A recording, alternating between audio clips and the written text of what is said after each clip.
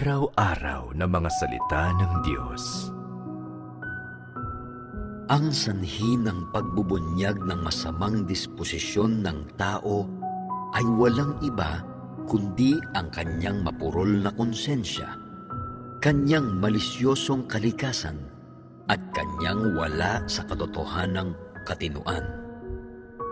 Kung ang konsensya at katinuan ng tao ay maibabalik sa normal, siya ay magiging akmang magamit sa harap ng Diyos.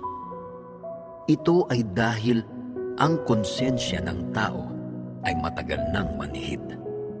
Ang katinuan ng tao kailanmay di batay sa katotohanan at lalo pang pumupurol habang ang tao ay lalo pang naghihimagsik sa Diyos. Kaya nga, ipinako pa niya si Jesus sa krus